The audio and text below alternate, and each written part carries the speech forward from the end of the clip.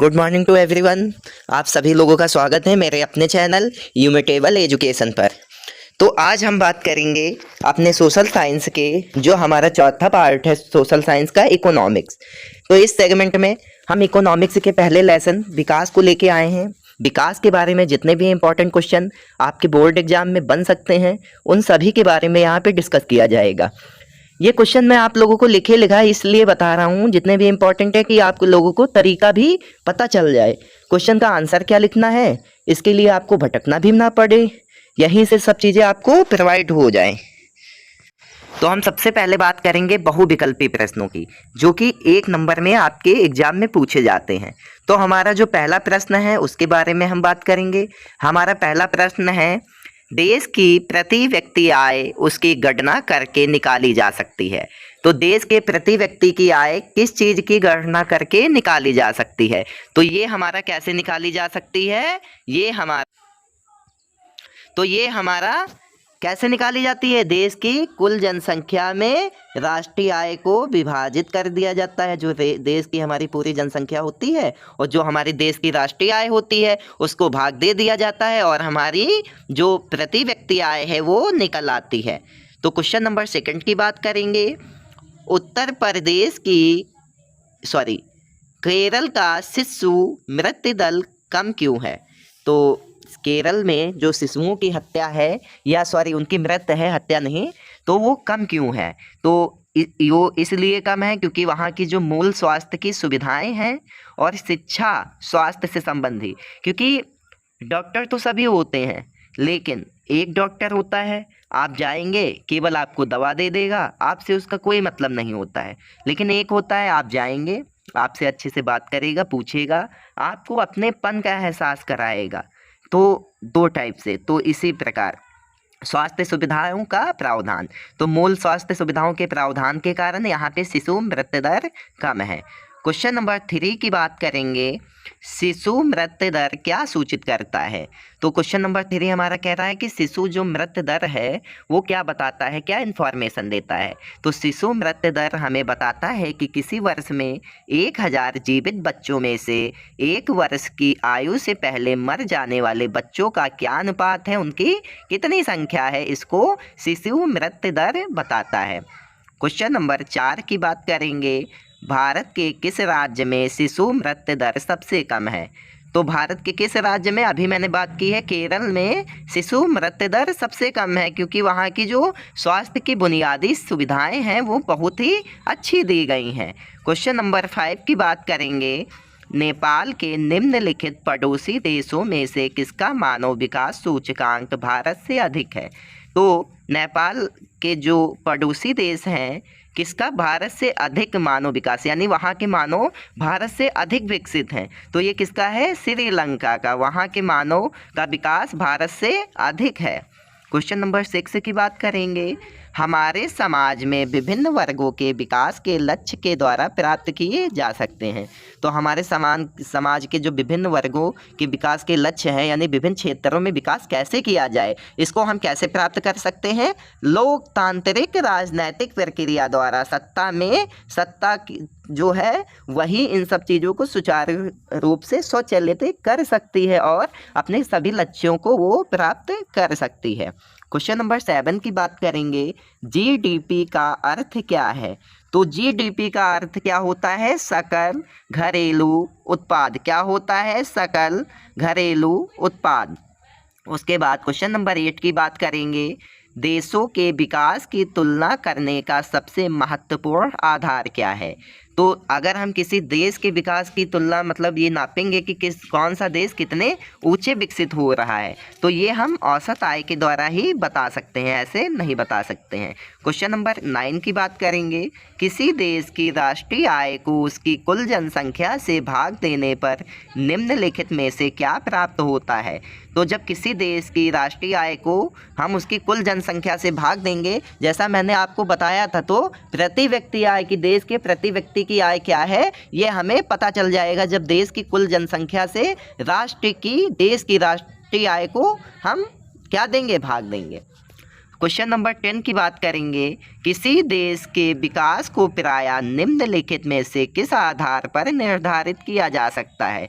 तो किसी देश के विकास को प्रायः प्रति व्यक्ति आय, क्योंकि जितना वहाँ का प्रति व्यक्ति ज़्यादा इनकम करेगा वो देश उतना ही ज़्यादा विकसित होगा। तो हम कह सकते हैं कि किसी देश के विकास का पता उस देश के प्रति व्यक्ति की आय का पता लगा के लगाया जा सकता है कि वहाँ पे वो अभी किस लेवल तक विकसित हुआ है। उसके बाद हम बात करेंगे क्वेश्चन नंबर 11 की। तो क्वेश्चन नंबर 11 है हमारा, निम्नलिखित में से सर्वाधिक मानव विकास सूचकांक वाला राज्य कौन सा है? तो सबसे ज़्यादा मानव विकास किस राज्य में है? वो हमारा केरल में है, क्योंकि वहाँ की ज़्यादातर जनता साक्षर है, सब पढ़े लिखे हुए हैं। इसी वजह से वहाँ पे मानव विकास दर ज़्यादा है, वहाँ के मानव विकसित हुए हैं। कहा जाता है केरल के बारे में कि वहाँ का हर दूसरा आदमी इंग्लिश बोलने की क्षमता रखता है, यानी वहाँ की एबिलिटी ज़्यादा है, क्योंकि वहाँ पे पढ़े लिखे लोगों की संख्या ज़्यादा है। क्वेश्चन नंबर 12 की बात करेंगे, निम्नलिखित में से कौन सा गैर नवीनीकरण संसाधन है? तो गैर नवीनीकरण संसाधन कौन सा है? खनिज तेल, क्योंकि इसे दोबारा से उत्पन्न नहीं किया जा सकता है। जैसे वन हमारे हैं तो ये एक बार नष्ट होके उत्पन्न किए जा सकते हैं, लेकिन हमारा खनिज, जैसे मैं आपको एग्जाम्पल के तौर पे बताना चाहूँगा, पेट्रोल, अगर आप एक बार इसको गाड़ी में डलवाते हैं तो ये खर्च होने के बाद ये आपको रिसाइकिल नहीं होगा, इसको आप दोबारा प्राप्त नहीं कर सकते हैं। लेकिन अगर पौधे की बात की जाए तो नीम का पौधा अगर आपने नीचे से नहीं काटा है, ऊपर से काटा है, तो वो दोबारा अपने आप नवीनीकरण उसका हो जाएगा। तो हमारा नवीनीकरण संसाधन कौन सा है? नहीं है खनिज तेल। क्वेश्चन नंबर 13 की बात करेंगे, यूएनडीपी के अनुसार किसी देश के विकास को आंकने का आधार निम्नलिखित में से कौन सा है? तो यूएनडीपी के अनुसार अगर किसी देश के विकास को नापना है तो कौन सा आधार है? तो ये हमारा प्रति व्यक्ति आय भी होगी, उसमें लोगों की शिक्षा का स्तर, कि लोगों कितने शिक्षित हैं, कितना कमाते हैं, उनका स्वास्थ्य कैसा है, ये सभी बातें उसमें सम्मिलित हो जाएंगी जब यूएनडीपी में किसी देश के विकास को हम मापेंगे। उसके बाद अब हम बात करेंगे एक अंक वाले प्रश्न की, जिसे हम अति लघु उत्तरी प्रश्न बोलते हैं। तो ये हमारे प्रश्न है, पहला क्वेश्चन है, अन्य राज्यों की अपेक्षा केरल में मृत्यु दर कम क्यों है? क्योंकि जैसा मैंने बताया वहाँ की मूल जो स्वास्थ्य सुविधाएं हैं तो वो काफ़ी बेहतर हैं। अब भाई जब स्वास्थ्य सुविधाएं अच्छी होंगी, बेहतर होंगी, तो वहाँ के लोगों का मृत्यु दर वैसे ही कम होगा। उसके बाद क्वेश्चन नंबर 2 की बात करेंगे, क्या सिर्फ औसत आय के आधार पर विकास की गणना करना सही है? तो इसका आंसर क्या होगा? नहीं, क्योंकि औसत आय के आधार पे प्रति व्यक्ति औसत आय क्या है, इसके आधार पे हम किसी देश के विकास की गणना नहीं कर सकते हैं। वहाँ की स्वास्थ्य सुविधा कैसी है, शिक्षा का स्तर कैसा है, इन सभी पहलुओं को हम ध्यान में रख के किसी देश के औसत आय की गणना करते हैं। क्वेश्चन नंबर 3 की बात करेंगे, जीवन प्रत्याशा से क्या अभिप्राय है? व्यक्ति के संभावित जीवित रहना का औसत वर्ष ही जीवन प्रत्याशा कहलाता है। जीवन प्रत्याशा क्या है? कि व्यक्ति औसतन कितना जीवित रह सकता है, वह कितने दिनों के बाद मरेगा, ये एक अनुमान, अंदाजा ही हमारा क्या है? जीवन प्रत्याशा है। उसके बाद भारत में सर्वाधिक उच्च मानव विकास सूचकांक किस राज्य का है? ये किसका है? केरल राज्य का। जीडीपी का अर्थ क्या होता है? जीडीपी का अर्थ होता है किसी देश का सकल घरेलू उत्पाद। क्वेश्चन नंबर 6 की बात करेंगे, मानव विकास सूचकांक की गणना किस संगठन के द्वारा की जाती है? तो मानव विकास सूचकांक की जो गणना है वो यूएनडीपी के द्वारा की जाती है कि मानव का कितना विकास हुआ है। उसके बाद क्वेश्चन नंबर 7 की बात करेंगे, सार्वजनिक वितरण प्रणाली क्या है? तो राशन वितरण की वह व्यवस्था जिसके द्वारा उचित मूल्यों पर गरीबों को सरकारी दुकानों के माध्यम से राशन बांटा जाता है। तो सार्वजनिक वितरण क्या है? राशन वितरण की ऐसी व्यवस्था है जिसके माध्यम से सभी गरीबों को सरकारी दुकानों के माध्यम से, जिसे हम कोटा बोलते हैं गाँव में, उसके माध्यम से राशन बांटना ही सार्वजनिक वितरण कहलाता है। क्वेश्चन नंबर 8 की बात करेंगे, जन सुविधाओं का अर्थ क्या है? तो इसका आंसर क्या होगा? वे सुविधाएं जो मानव जीवन को बेहतर बनाने के लिए आवश्यक होती हैं वो जन सुविधाएं कहलाती हैं। तो जो भी सुख सुविधा हम लेते हैं जिससे हमारा जीवन बहुत अच्छा व्यतीत हो, वो सभी हमारी जो सुविधाएं हैं वो जन सुविधाओं के अंतर्गत ही आती हैं। क्वेश्चन नंबर 9 की बात करेंगे। अनवीकरणीय संसाधनों का उचित उपयोग क्यों जरूरी है? अनवीनकरणीय, तो अनवीनकरणीय संसाधनों का भाई इसलिए उचित प्रयोग जरूरी है क्योंकि ये देखो भाई दोबारा तो उत्पन्न नहीं किए जा सकते हैं। एग्जाम्पल मैं आपको दे ही चुका हूँ। आप पेट्रोल जितना ज़्यादा खर्च करते जाओगे उतना ज़्यादा वो नष्ट होता जाएगा, उससे आप दोबारा नहीं बना सकते हो जो आपने खर्च किया है। ठीक है, इसीलिए इन सब चीज़ों को लिमिट में, क्योंकि हम लोग तो इसका उपयोग अच्छे से कर लेंगे लेकिन अगर हम लोग इसका ज़्यादा इस्तेमाल करेंगे तो हमारी आने वाली जो जनरेशन है, नया यूथ है, वो इन सब चीज़ों का उपयोग नहीं कर पाएगा, जिसकी वजह से हमें इन सब चीज़ों को सीमित उपयोग करना चाहिए। और सबसे मेन रीज़न क्या है कि इन्हें पुनः प्राप्त नहीं किया जा सकता है। उसके बाद क्वेश्चन नंबर 1, लघु और दीर्घ एक साथ हैं। इसमें किसी भी माध्यम से आपसे ये क्वेश्चन लघु में भी पूछ सकता है, दीर्घ में भी। बस आपको मैंने उत्तर लिखने का जो तरीका बताया है उसको आपको अपने दिमाग में लिख रखना है। तो क्वेश्चन नंबर 1 है हमारा, विकास के लक्ष्य भिन्न भिन्न होते हैं और ये कभी कभी परस्पर विरोधी भी हो सकते हैं, इस कथन को स्पष्ट करो। तो क्या कहता है कि विकास के लक्ष्य बहुत होते हैं और ये आपस में दिक्कत भी पैदा कर सकते हैं।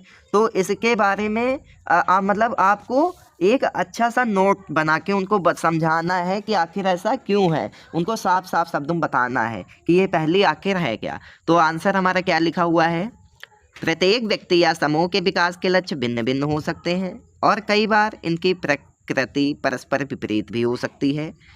एक के लिए विकास का लक्ष्य तथा दूसरे के लिए विनाश का कारण भी बन जाता है। जैसे नदी पर बांध बनाना। अब बांध बनाने से देखो भाई फ़ायदा तो बहुत है, जनता को आवागमन में कम समय लगेगा, समस्याएं दूर होंगी, जन सुविधाएं मिलेंगी, लेकिन दिक्कतें भी बहुत हैं। जहाँ पे नदी में बांध में चली जाएगी वहाँ के किसानों का क्या होगा, अपनी वो फसल को कैसे वो काट वहाँ पे मतलब सींचेंगे, उनको कैसे पानी देंगे। तो ये समस्या है। तो कभी कभी ये होता है कि काम हम अच्छे के लिए कर रहे होते हैं लेकिन एक काम तो अच्छा होता है लेकिन उसका दूसरा परिणाम हमें बुरा भी मिल जाता है। तो यही चीज़ें हैं कि विकास के लक्ष्य भिन्न भिन्न हो सकते हैं और इनकी प्रकृति के कारण परस्पर विपरीत भी हो सकती हैं, लेकिन ये एक दूसरे के विनाश का कारण बन सकते हैं। जैसा कि मैंने आपको बताया कि अगर नदी पे बांध बनाएंगे तो कुछ लोगों को जन सुविधा पहुंचेगी, आवागमन में समस्या का जो दिक्कतें हो रही थी वो ख़त्म हो जाएंगी, लेकिन जो किसान थे उन पे इसका दुष्प्रभाव पड़ेगा। क्वेश्चन नंबर 2 हमारा है, एक विकासशील और एक विकसित देश की मुख्य विशेषताएं क्या होती हैं। तो आप देखिए, विकसित देश की कुछ विशेषताएं देखेंगे, फिर विकासशील देश की। तो सबसे पहले विकसित देश में क्या होगा, नई तकनीक व उद्योग का विकास हुआ होगा, तभी भाई जब जहाँ पे भाई नई नई चीज़ें होंगी और वहाँ के व्यवसाय अच्छे चल रहे होंगे तभी तो वो देश विकसित माना जाएगा। दूसरा क्या है, दूसरा पॉइंट है उच्च स्तरीय रहन सहन। अब भाई देश अगर आप खुद पे रख के देखिए, अगर आप विकसित हैं तो अच्छा खाएंगे, अच्छा पहनेंगे, अच्छे से चलेंगे, ठीक है। तो वही सेम चीज़ है कि अच्छा रहन सहन होगा और चीज़ें होगी, और प्रति व्यक्ति उच्च आय होगी, यानी प्रति व्यक्ति आय जो होगी वो भी ज़्यादा होगी। इसमें भी कोई समस्या नहीं है, क्यों भाई, कोई देश अगर विकसित है तो वहाँ का व्यक्ति ज़्यादा ही कमा रहा होगा तभी तो वह देश विकसित हुआ होगा। क्योंकि प्रति व्यक्ति आय की गणना कैसे की जाती है, देश की कुल जनसंख्या और राष्ट्र की औसत आय के द्वारा प्रति व्यक्ति आय की गणना की जाती है। अब 3 पॉइंट की बात करेंगे, साक्षरता दर उच्च। अब वहाँ के लोग ज़्यादा पढ़े लिखे होंगे तभी तो अपने देश का विकास कर पाए होंगे। अगर वो अनपढ़ होते, जाहिल होते तो उनका देश आज विकसित कैसे होता। एग्जाम्पल के लिए अमेरिका, जापान, चीन को अभी कम रखेंगे, लेकिन जापान, अमेरिका, स्विट्ज़रलैंड, नीदरलैंड, मतलब काफ़ी ऐसे देश हैं जो विकसित देशों की श्रेणी में आते हैं। अब हम बात करेंगे विकासशील देशों की। तो विकासशील देश कौन कौन से हैं? अब विकासशील देशों की क्या विशेषता होंगी? सबसे पहली बात है वहाँ पे औद्योगिकरण रूप से, भाई सही बात, उद्योग की कमी होगी। अब जैसे उद्योग की कमी नहीं होती तो यहाँ पे ये समस्या ही काहे आती? ये भी देश हमारा विकसित देश की गिनती में आता है, विकासशील देश की गिनती में आता ही क्यों? उसके बाद सेकंड पॉइंट हमारा क्या है? निम्न प्रति व्यक्ति आय, यानी यहाँ के व्यक्ति की आय, जैसे अमेरिका के व्यक्ति की आय 5 लाख है तो यहाँ के व्यक्ति की आय 50,000 होगी। तो ये चीज़ें होंगी। साक्षरता दर के, अब जैसे पाकिस्तान की बात की जाए तो वहाँ पे पढ़े लिखे लोग कम हैं, तो ऐसे देशों में विकास कहाँ से आएगा? ये कहाँ से विकसित होंगे? तो विकासशील तो कहलाएंगे ही। तो ये विकासशील और विकसित देशों में कुछ विशेषताएं थी कि विकसित देश कैसे होते हैं और विकासशील देश कैसे होते हैं। क्वेश्चन नंबर 3 है, आय के अतिरिक्त और कौन से कारक हैं जो हमारे जीवन में महत्वपूर्ण भूमिका निभाते हैं? तो आय के अतिरिक्त कौन कौन से ऐसे कारक हैं जो हमारे परिवार को चलाने में, हमारे जीवन को बेहतर बनाने में बहुत अच्छी भूमिका निभाते हैं? कौन कौन से हैं? रोजगार, मित्रता, दोस्ती, सुरक्षा व समानता की भावना। ठीक है, ये भी नहीं होगी तब भी समस्या है। शांतिपूर्ण माहौल आदि भी महत्वपूर्ण है, क्योंकि ये मुद्रा से केवल भौतिक वस्तुएं खरीदी जा सकती हैं, इससे आत्म सुख नहीं खरीदा जा सकता है। आप मुद्रा से प्यार नहीं खरीद सकते हैं, केवल पैसों से चीज़ें अपने जीवन यापन के लिए खरीदी जा सकती हैं। ठीक है, तो ये क्वेश्चन नंबर 3 था। क्वेश्चन नंबर 4 की बात करेंगे, आर्थिक विकास के लिए साक्षरता दर क्यों अनिवार्य है? स्पष्ट कीजिए। क्योंकि इससे ज्ञान व दक्षता प्राप्त होती है। भाई साक्षर होंगे तो ज्ञान होगा तो दक्षता तो प्राप्ति होगी। रोजगार का स्तर बढ़ता है, नई तकनीकों का प्रयोग का स्तर बढ़ता है। भाई नई चीज़ें पढ़ के आए होगे तभी तो कुछ नया करोगे, जब नया आता ही नहीं होगा तो करोगे क्या? लोगों में स्वास्थ्य, पर्यावरण आदि के प्रति जागरूकता बढ़ती है कि स्वास्थ्य हमारा खराब है, दवा लेने जाया जा, नहीं तो पहले क्या होता था, चले भैया ठीक हो जाए, पेट खराब है चलो ठीक हो जाएगा। तो ये सब चीज़ें हैं। नई तकनीकों का प्रयोग व स्तर बढ़ता है, नई नई चीज़ें प्रयोग होती हैं। पहले सब चीज़ें जुताई उताई देखो बैल वैल से की जाती थी, सब चीज़ें उसी से होती थी। अब देखो ट्रैक्टर आ गए हैं बढ़िया, सब उसी से जुताई बुआई और कटाई उटाई सब उसी से हो जाती है। तो ये सब चीज़ें हैं। नए नए उद्योगों को स्थापित करने की क्षमता बढ़ती है। तो ये सब चीज़ें होती हैं अगर कहीं साक्षरता दर अच्छी है। इसीलिए आर्थिक विकास के लिए साक्षरता दर बहुत ही अनिवार्य पहलू माना गया है। तो ये क्वेश्चन नंबर 4 था हमारा। क्वेश्चन नंबर 5 की बात करेंगे तो इसमें कुछ बिंदु दिए गए हैं जो हमें समझाने हैं, हमको इसको बताना है कि ये आखिर है क्या। तो पहला बिंदु हमारा है शिशु मृत्यु दर कि 1000 जन्मे प्रति वर्ष, यानी किसी एक वर्ष में जन्मे 1000 शिशुओं में से कितने शिशु जीवित बचे, कितनों की मृत्यु हो गई। जो मृत्यु दर होगी वही हमारी शिशु मृत्यु दर कहलाएगी। उसके बाद दूसरा क्या है? निवल उपस्थित अनुपात। तो निवल अनुपस्थित अनुपात में क्या आएगा? 6 से 10 वर्ष तक के कितने बच्चे हैं जो स्कूल जाते हैं, उनका प्रतिशत, वही क्या हो जाएगा? निवल उपस्थित अनुपात। साक्षरता दर में कि 1000 लोगों में कितने लोग पढ़े लिखे हैं, ये हमारा साक्षरता दर हो जाएगा। विकास की धारणता से क्या मतलब है? जल के उदाहरण की मदद से समझाइए। तो क्वेश्चन नंबर 6 हमारा जो कह रहा है कि विकास की धारणता से क्या मतलब है। तो देश या विश्व का विकास होता है, बल्कि भविष्य में भी भावी पीढ़ी के स्तर बना रहे हैं। तो अब किसी देश की बात की जाए या विश्व की, कहीं भी आप देखेंगे सभी लोग भाई विकास की तरफ आगे जा रहे हैं, सब आगे सोच रहे हैं। सबको पता है कि मृत्यु निश्चित है, बहुत ज़्यादा नहीं जीना है, लेकिन सबको ज़्यादा चाहिए। हद से ज़्यादा के चक्कर में हर एक इंसान भाग रहा है, किसी की कम उसमें काम नहीं हो पा रहा है, किसी को सबको ज़्यादा ही चाहिए। क्वेश्चन नंबर 6 जो है, अब एग्जाम्पल देखेंगे। भूमिगत जल एक प्राकृतिक संसाधन है, ठीक है, यह नवीनीकरण योग्य संसाधन है, ठीक, इसका नवीनीकरण किया जा सकता है। और प्राकृतिक मतलब है कि स्वयं से उत्पन्न है, किसी मनुष्य ने इसे, हम जैसे मनुष्य ने इसे नहीं बनाया, ठीक है। तीसरा क्या है, इसका उपयोग सही प्रकार से करें जिससे भावी पीढ़ी, भाई ज़्यादा करोगे ख़त्म हो जाएगा। जो जैसा मैंने बताया आगे आने वाले लोग हैं वो जल की जगह, जैसे साउथ अफ्रीका में है वहाँ पे भाई जल नहीं है तो वहाँ पे गौमूत्र और इन्हीं सब चीज़ों का चलाया जाता है। तो सेम कंडीशन यहाँ अपने भारत में भी हो जाएगी। और जड़ की गुणवत्ता को घटने नहीं देना चाहिए, यानी जड़ के स्तर को बेहतर, कि ये नहीं कि बेकार हो रहा है, उसको साफ़ सुथरा बना के। ठीक है। क्वेश्चन नंबर 7 है, एक विकासशील देश क्या विकसित देश की तुलना के आधार पर 2 मापदंड क्या है? तो पहला क्या है, राष्ट्रीय आय। ठीक है, वहाँ विकसित देश की नापेंगे, विकासशील देश की तुलना हो जाएगी। प्रति व्यक्ति आय या जिसे औसत आय बोलते हैं, या मानव विकास सूचकांक की वहाँ का मानव कितना अभी विकसित हो चुका है। इन्हीं सब चीज़ों से हम मापदंड कर सकते हैं विकासशील और विकसित देश का, कौन विकसित है और कौन विकासशील देश है। क्वेश्चन नंबर 8 है, जन सुविधाओं का अर्थ क्या है, ये क्यों महत्वपूर्ण है? भारत में जन सुविधाओं के नाम लिखिए।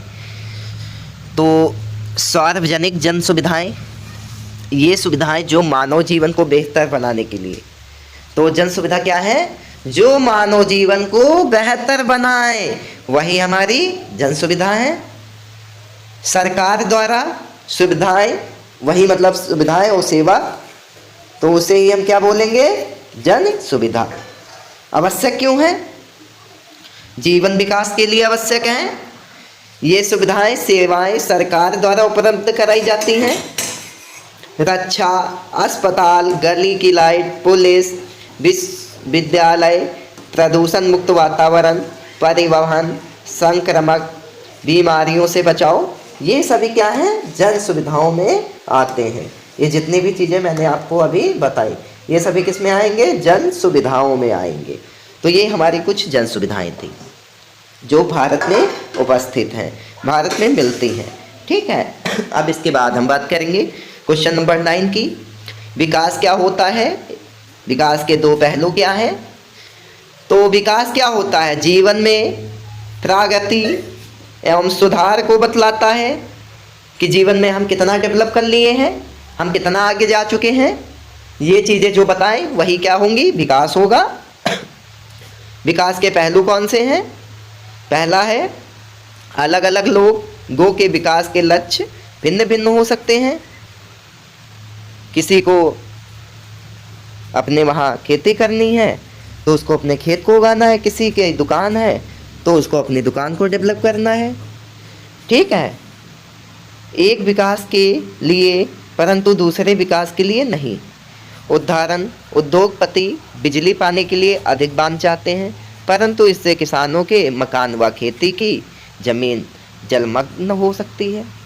तो ये चीज़ें हैं कि एक के विकास से दूसरे को हानि भी पहुंच सकती है, दूसरे को नहीं। तो विकास जो जीवन में प्रगति को दर्शाए वही विकास है। और इसके 2 पहलू भी आपको बता दिए, एक से हानि हो रही है, दूसरे से फ़ायदा हो रहा है। ये जितने भी क्वेश्चन हैं आपके 10th के एग्ज़ाम में बोर्ड में पूछे जाते हैं, तभी इन पे ज़्यादा फोकस किया जा रहा है। ठीक है। क्वेश्चन नंबर 10 हमारा है, मध्य पूर्व के देशों की प्रति व्यक्ति आय अधिक होने के बावजूद भी उन्हें विकसित क्यों नहीं कहा जाता है? ये विकसित देश नहीं कहा जा सकता क्योंकि इनका विकास का प्रदर्शन निम्न स्तर है। ये क्यों है ये भी देखेंगे। अधिकांश देशों में बोलने और अभिव्यक्ति की स्वतंत्रता नहीं है। वहाँ पे आप बोल भी नहीं सकते, जैसे भारत में जी का मना है गरिया दिए, जिसको मना है आप कुछ भी कही दिए, लेकिन वहाँ ऐसा कुछ नहीं है। सब कहीं ये चीज़ें संभव नहीं है। दूसरी बात, पुरुषों और महिलाओं के साथ अलग अलग व्यवहार कर दिया जाता है। महिलाओं को वरीयता कम दी जाती है पुरुषों की अपेक्षा। तीसरी बात, एक धर्म के लोगों के साथ भेदभाव होना। चौथी बात, साक्षरता दर निम्न होता है, कम पढ़े लिखे होते हैं। किसी भी एक धर्म को टारगेट बना लिया, ये मुस्लिम है इसको हटाओ भूनो, मतलब ये, या ये हिंदू है इनको काट डालेंगे, या ये ईसाई हैं, तो मतलब ये सब चीज़ें होती हैं। पांचवा क्या है, लोगों के बीच असमानता है। कुछ लोग अमीर हैं, कुछ लोग गरीब ही गरीब हैं। छठा क्या है, स्वास्थ्य सूचक अच्छे नहीं होते हैं, अच्छी स्वास्थ्य सुविधाएं नहीं है, जन सुविधाओं का अभाव है। तो ये हमारा क्वेश्चन नंबर 10 था। अभी क्वेश्चन नंबर 11 की बात करेंगे। क्वेश्चन नंबर 11 की बात करेंगे, सार्वजनिक वितरण प्रणाली क्या है, इसके दो लाभ। अब सार्वजनिक वितरण व्यवस्था के बारे में बात करेंगे, तो जिसके द्वारा उचित मूल्य पर गरीबों को सरकारी राशन की दुकानों के माध्यम से क्या बांटा जाता है, राशन बांटा जाता है। लाभ क्या है, गरीब को कम मूल्य पे राशन मिल जाता है। कहाँ 20 रुपए किलो वाला गेहूँ 3 रुपए किलो मिल रहा है, कहाँ इतना महंगा चावल 2 रुपए किलो मिल रहा है। तो ये चीज़ें होती हैं। गरीबों के स्वास्थ्य और पोषण स्तर को सुधारना है। अब नहीं ऐसे खरीद बेचारे खा पा रहे हैं, लेकिन जब गवर्नमेंट देगी मुफ्त तब तो खाएंगे ही, तो उनका स्तर तो ऑटोमेटिक अच्छा होगा। उसके बाद हम बात करेंगे क्वेश्चन नंबर 12 की। क्वेश्चन नंबर 14 की बात करेंगे, सार्वजनिक सुविधाओं की किन्हीं 3 मुख्य उपयोगिताओं को उजागर कीजिए। तो जो सार्वजनिक सुविधाओं की 3 मुख्य उपयोगिता है, पहली क्या है, यह लोगों की वस्तुएं और सुविधाएं उपलब्ध कराने का सबसे सस्ता और अच्छा तरीका है। ठीक है, लोगों को सब चीज़ें भी मिल जाएंगी, कम पैसों में भी मिल जाएंगी। राष्ट्रीय भावना का विकास, कि सभी का विकास हो। सामूहिक उत्तरदायित्व की भावना का विकास। स्कूल, कॉलेज, अस्पताल, परिवहन उपलब्ध कराना आसान है। ठीक है, ये सब चीज़ें आसान कराना आसान नहीं है। विकास की किन्हीं 3 विशेषताओं का, तो विकास की किन्हीं 3 विशेषताओं के बारे में सबसे पहला क्या है, विकास लक्ष्यों का मिश्रण है। सुरक्षा, समानता, शिक्षा, स्वस्थ आकांक्षा, ये सब चीज़ें विकास में सम्मिलित हैं। देश के विकास के विषय में विभिन्न लोगों की धारणाएं भिन्न भिन्न हो सकती हैं, परंतु विरोधी नहीं हो सकती। अलग अलग लोगों के विकास के लक्ष्य अलग अलग हो सकते हैं, लेकिन सबका लक्ष्य देश का विकास करना ही होगा। तो ये हमारा विकास का लेसन था। 2-3 क्वेश्चन रिपीट हो रहे थे जो मैंने आपको पहले ही बता दिए थे, तो मैंने उनका आपसे जिक्र नहीं किया। तो ये हमारी विकास लेसन था जो कंप्लीट हो चुका है। अब इसमें से कोई भी क्वेश्चन ऐसा नहीं बचा है जो आपके एग्ज़ाम में आए और आपको पता ना हो। तो अब आई होप अब आप सब चीज़ें जान चुके होंगे। इस क्लास को बहुत ही ज़्यादा अच्छे से पढ़िएगा, देखिएगा, लाइक, शेयर और सब्सक्राइब भी करिएगा। बाकी आप लोगों को